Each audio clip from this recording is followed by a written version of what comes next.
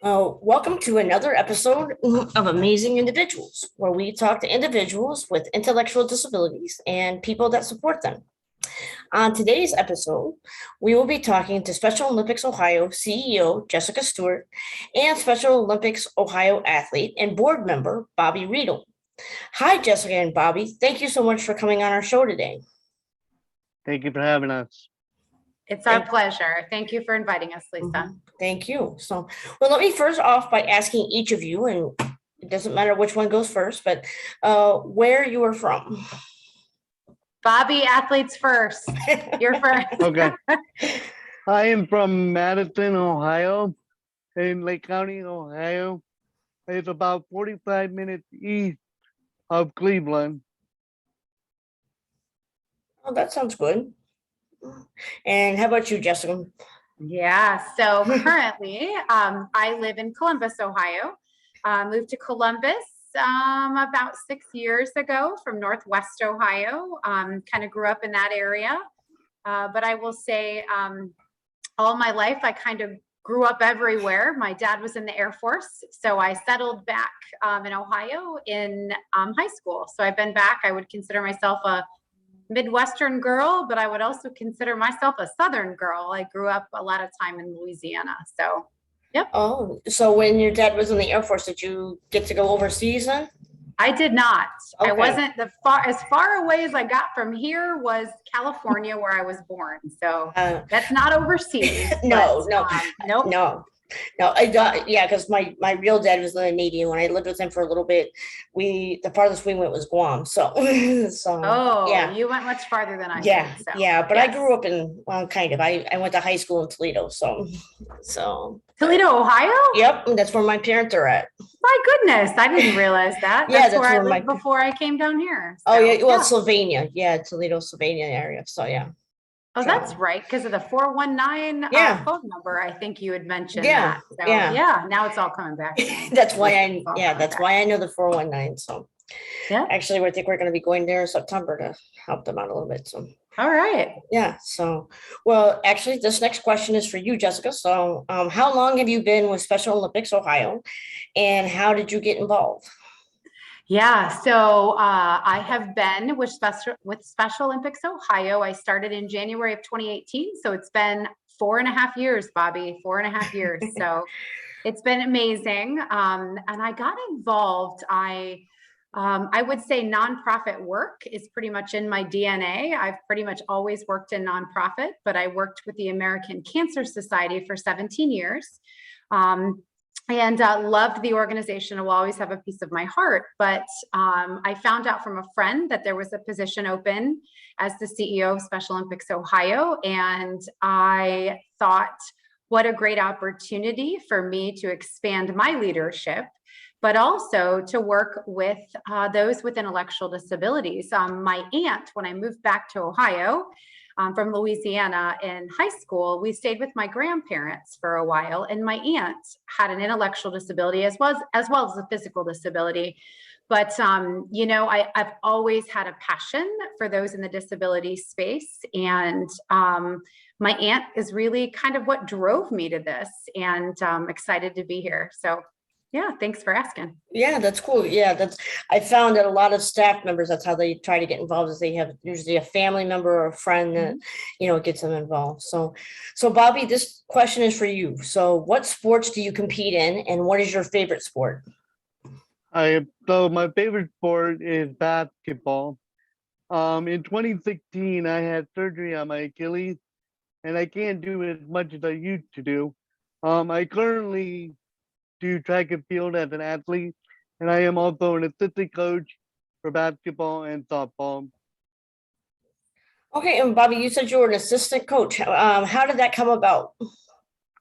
So right around the same time, 2016, Special Olympics Ohio started an athlete leadership program, and through the athlete leadership program, that's how I became the first Ohio level 3 certified coach here in Ohio. So that's how all that started.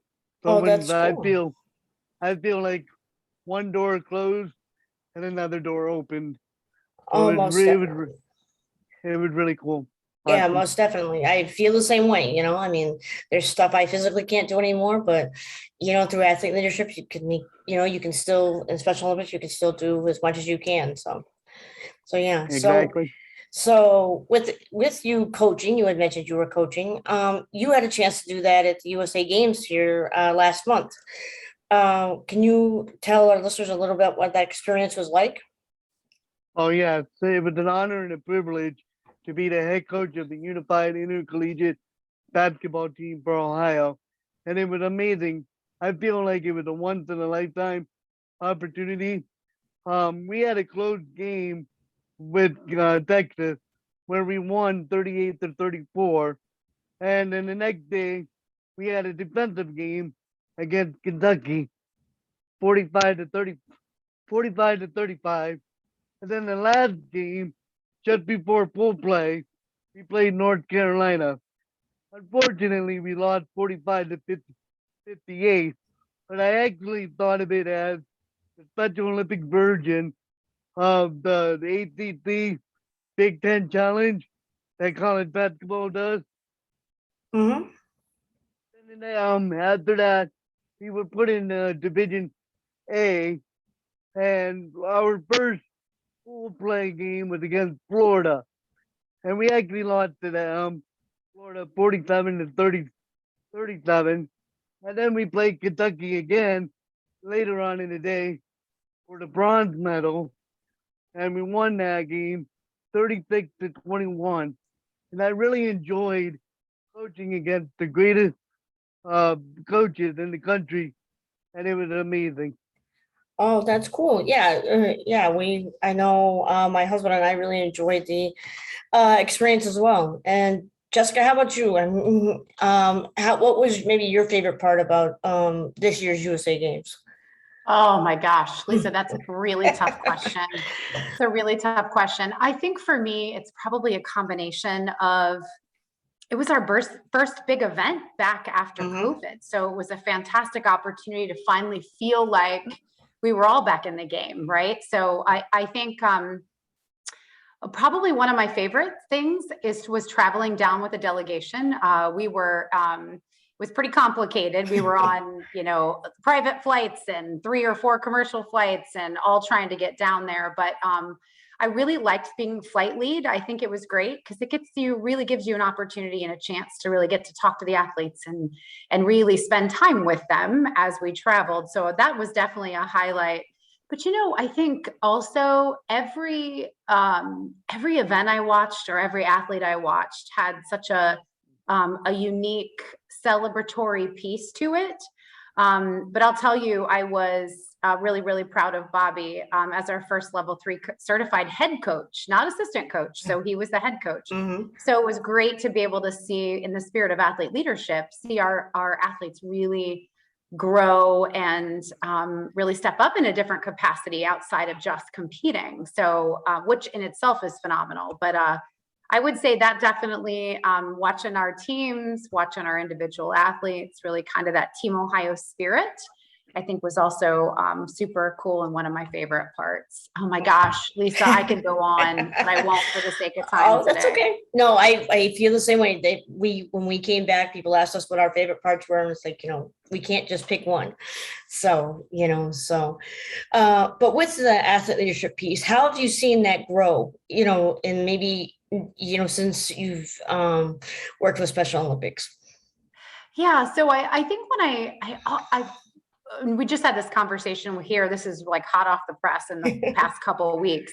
So, I think we always talk about putting our athletes first, and we always talking about listening to the voice of our athletes. And even though I think we did, I feel like it was kind of inviting our athletes in to help after we've made a decision, right? So I think the pivot has been is really giving our athletes more of a proactive voice and really being part of the strategy. So I think that's been really super positive in Ohio, and just within the past 2 weeks. And I think it's, we're all trying to find our footing again after COVID coming back. And Now, as we're looking at staffing the organization back up to effectively support the athletes in all the areas that are important, in our sports and our unified champion schools and obviously development to raise the funds for athletes. The one area that I really wanted to make sure we stayed dialed into was our athlete leadership. So we, for the first time ever, have a full-time dedicated staff person that she's not a new staff to us, but she's shifting in her roles. And she is incredibly passionate about our athletes. She comes from a local program. She comes from a coach background. So she really has the grassroots understanding of our athletes and, the understanding of what's really important. So I am excited for that. I think what's going to be kind of new and paving the way is she is going to be on the Unified Champion Schools team, which is wonderful, even though she's all athlete leadership. We're really going to look at that integration with Unified Champion Schools youth leadership, right? And that graduation from school into the community and how important and critical that is. So there'll be a nice kind of merging of athlete leadership and youth leadership and unified leadership. So it all is kind of being housed in the same department, because I feel like for us here, it's been shuffled around a little bit. Like we had over it in program and we're like, because it is a program, it's a significant program piece, but then we moved it over to development and it didn't really find a home there. And I'm like, we've got to figure out what we want to do to really invest in this. So we've already had some initial conversations with the staff. I think our ALC, I won't steal Bobby's thunder here, but they met on Saturday. So the good news is I think we are well on our way to setting some strategy for our athlete leaders. And I think that's what we haven't really had. So again, all of that circling back is really investing in what Ohio believes to be a critical program. Because if you look at athlete leadership as a whole, I really feel like it lifts everything, right? It lifts how everything happens, and athlete leadership can be integrated into everything. So I think without putting too much on our athlete leadership council's plate, it's obviously going to be prioritizing what those critical needs are this year. And that's going to be a priority that our athletes determine on what it needs to be. So hopefully that speaks a little bit to our passion and our focus around athlete leadership and why it's critical for us here in Ohio. Oh, most definitely. And what is it like to have like an athlete like Bobby serving on your board? Oh gosh. It's everything. And Bobby, I'm going to use that quote of yours because I'll never forget it. We were, and it is really everything, right? It's making sure that we start out with a mission moment, and our athlete leaders plan that for the most part, every board meeting, unless there's something else that pops up. And then we go right into our athlete leadership update. So it's the second thing on the agenda because it is critically important. So, we've had Tara on our board for a while, and Tara is a huge advocate for having another athlete board member. So Bobby joined us just this year, right, Bobby? Yeah, just this year. So Bobby's all in. I would say Bobby is the most responsive board member we have, which it speaks to his abilities and his leadership. And it's great. And it also keeps us all grounded. So I know that our board firmly believes in the value of athletes on our board and the voice of the athlete. So I think it was 2018, we were at summer games and the media showed up and they wanted to interview me. And I said, hold on a minute. And Bobby was actually standing, I think, right over, I don't know, Bobby, you were close to me. And I said, hold on, let me snag him. And I remember them asking, Bobby, what does this medal mean to you? And your words were everything. And I was like, mic drop, right? That's what it is. So I steal Bobby's line every once in a while when I'm talking about the passion and the importance of our athletes and what they bring to the organization. Oh, that's cool. And Bobby, what is it like to be a member of the board for Special Olympics Ohio? First of all, it's an honor and privilege to be a member of the board. And I think it gives athletes a voice. And then also, I think of it as like unified basketball, where you got different people coming from different areas and backgrounds for a common goal. So that's how I view it. Oh, that's kind of how I view like our ALC here, is like, I think all of us doing our ALCs, it's like, I mean, it's our way of giving back and also having our voice heard. So, so Exactly. yeah, so I think that's a great thing. So, actually, I have another question for you, Bobby. So, what are some of the fundraisers you have for your state, and have you ever participated in the polar plunge? Well, I have done the polar plunge back in 2020. Obviously, we were all at home, so I did it in my backyard, ice bucket challenge, kind of. Um, so that was really fun. And I also did the sponsor an athlete, which I created my unified team page for USA Games, and I believe in giving back to what's been given to me. So I think that's very important.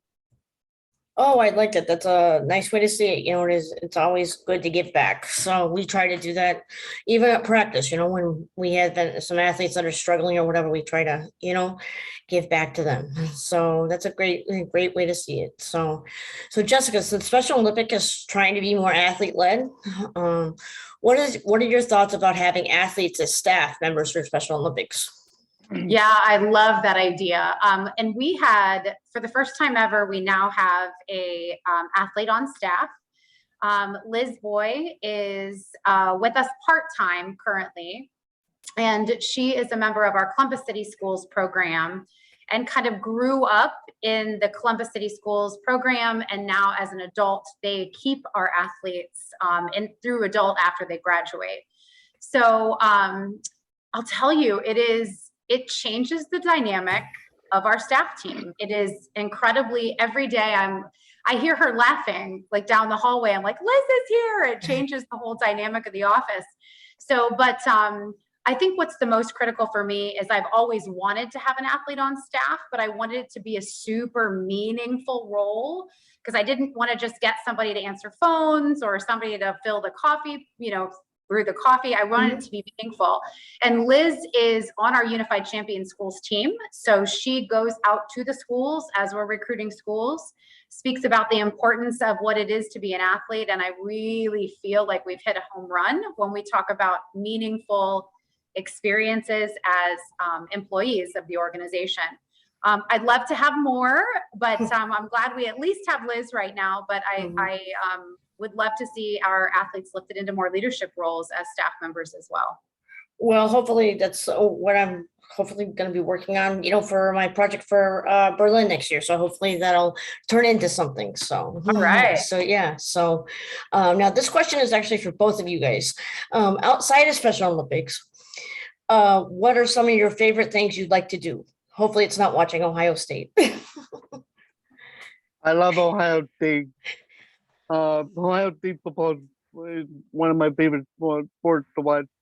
I also love Cleveland sports, especially the Browns and Cavs. And I also volunteer as a coach for the YMCA, second and third grade basketball. So I try to stay involved in the community, volunteering with the things that I love. Sports is what I love. So I try to implement that and try to use my experiences to inspire people that may not have a disability. So that's why I volunteer at the YMCA. Oh, that sounds like fun. And how about you, Jessica? So what do you like to do outside of Special Olympics? Yeah. I think for me outside, well, I don't know. Is there a life outside of Special Olympics? I don't think so. No, I'm teasing. So I love to spend time with my family. I think that always is incredibly grounding to me, to be with my kids. My daughter's here today. We're going to go out to eat, go out to dinner. And then we are hitting a plant farm tomorrow. So I love to garden. I love plants. I live downtown in Columbus in a condo on the 5th floor. So I don't have a lot of time out with my hands in the dirt. So my place looks like a kind of a garden, I would say, an internal urban garden, I would say. So that's one of the things that I really like to do. I love to travel. I love to experience other, other parts of the world, other parts of the country. There's so much great places to visit here just in the States alone. And I also try to stay active. I'm also a diehard binge watcher on shows. So some days I just go and watch something. So, and I try to stay active as much as I can, physically active. It's important I think for my physical but mental well-being as well. So, yeah. Oh, that's cool. What's your favorite show to binge watch? So, It's interesting you asked that because my daughter and my mom are kind of crime junkies. So we like some of the crime stuff. I don't know, Stranger Things we were just talking about, Game of Thrones, the prequels coming out. So that's another one we're really excited about. So I think I tend to like things that are more action focused. And so those are a couple that I like, but I don't know. Game of Thrones was a big one for me. Stranger Things, I was just talking to my daughter about it, and she said, "You haven't even started season 4." I'm like, "No, because I want to go back and start from the beginning again, so I can enjoy the whole thing." So yeah, I mean, that's a little bit about what we like.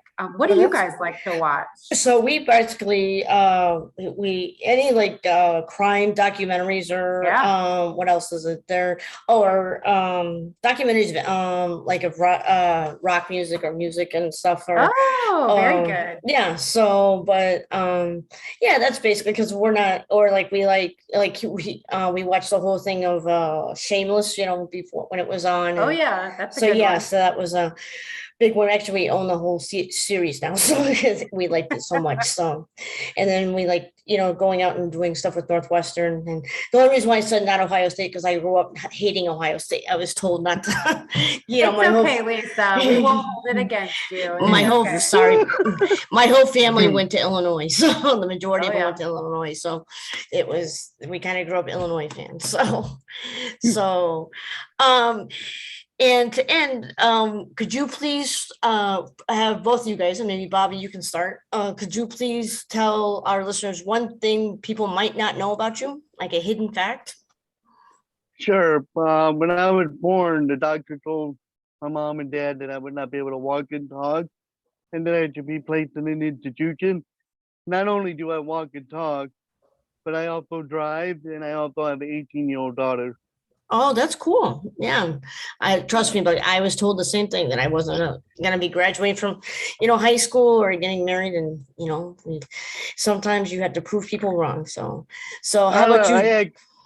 I actually like it when somebody tells me I can't do something, because that just fired me up to where I was like, okay, I got to prove it. Oh, so I agree. Me too, Bobby. Me too. Me too. So Jessica, what's one hidden talent you have that maybe people don't know about you? Yeah, I think probably, I don't know if it's hidden. It's kind of all over social media, but I sing in a band. It's a cover band. I am really privileged to have kept the relationship with one of my best friends from high school. So I'm 50 now. So we've been together singing in Friends since we were 15. So my best friend, probably will be for life, but she and I co-front a band, and it's fun. It's a creative outlet for me. We do a lot of stuff up Northern Ohio. We play Put-in-Bay. We actually are pretty much in the circuit, Lisa, in the Toledo area. Oh, so yeah. we do a lot there, and so it's fun. I'm in a good place now with the band. This job is a lot and it's a priority for me, but I do find, especially over COVID, when we weren't doing band shows, I was like, maybe it's time for me to stop doing this. But then after COVID, I got back on stage and I was like, this is really fun. It's like operates a different part of my brain. And so that's maybe something people don't know, or maybe they do know, but I just had Tara who texted me earlier today and said, is your band still playing at Put-in-Bay this weekend in August? I said, yep. She's like, I'm there. So it's nice to have athletes out, and it's fun. It's a lot of fun. I haven't been to Put-in-Bay in I don't know how long, so but I've gone there, and I go to Cedar Point, so so you're definitely familiar with the area. I mean, we would in high school. I had a high school friend that every time it would open, we'd always have to go, and the whole summer we'd go, and and just enjoy and hang out. And Yep. so, well, thank you guys so much for joining me today. So that wraps up another episode of Amazing Individuals. We hope you enjoyed our show. Please remember to subscribe to our channel for more great episodes. Before we end, I would like to remind everyone to make sure and get their COVID vaccines as well as their boosters if you have not already done so. If you are not just doing it for yourself, but you are doing it for the whole world. We hope everyone will stay healthy and safe. And remember that people with intellectual disabilities can accomplish whatever they want with the right supports. So thank you guys again.